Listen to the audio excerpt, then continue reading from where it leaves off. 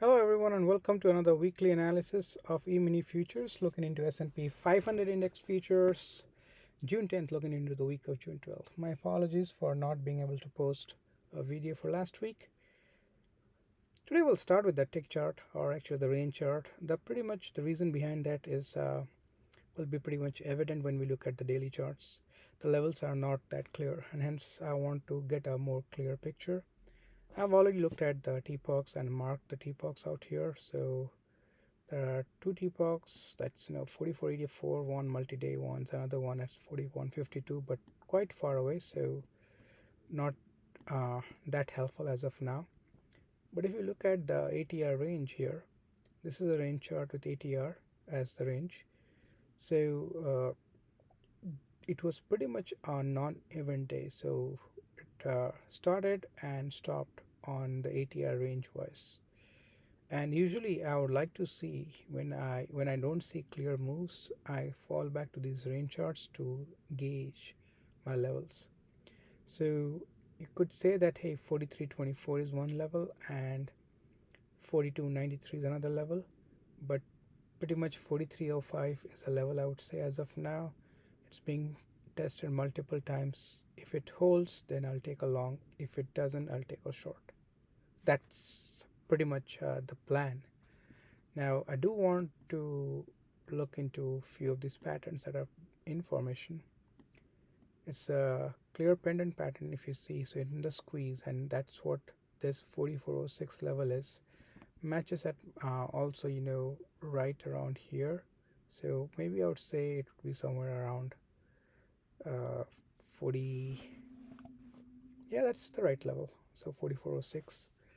And here this was a multi-day range here, so that's why you see that TPOC here, that 4152.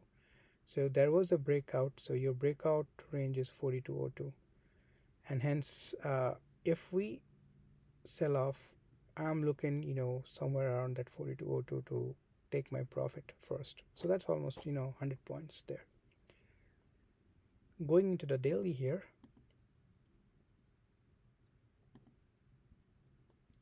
this is what I've been talking. There is not very clear range here. You can say that the range is 4297 and 4263, but it has been moving in this. Tried to break out. This is not a confirmation in my world. I would like a clear breakout. This is a clear breakout. Okay, if you see here, this is a clear breakout, and hence I would like a clear breakout. I haven't seen anything like that. Hence I have no trades going into next week. I do not have a bearish or bullish sentiment here. Overall, I'm bullish, but for next week, I am limiting myself to intraday trades. There is FOMC coming in, which is like towards the end of the week, and that would then decide the move. Is the market pricing in FOMC? Pretty much, maybe yes. I think so. Has been squeezing up pretty much, and there may be sector rotation here, but I am doing intraday trades and only will get swing trades if this level is clearly broken. So that means if this 4264 is broken and we test from the bottom, then I want to take a trade, going from there, targeting 4237, and then obviously down here 4176 all the way to 4152. But this trend, if you see, we moved up, are moving sideways. We moved up, moved sideways, sold off. We sold off, sideways consolidation, breakout. When there is sideways consolidation for so many days, you have to be very careful there, because if you are trading in here and you get stopped out, pretty much you may empty your account, and I don't want that. So hence I will go intraday and have intraday ranges, trade intraday and wait for a breakout. That's what my plan is going into next week. Be careful going into next week. That's all I'll say.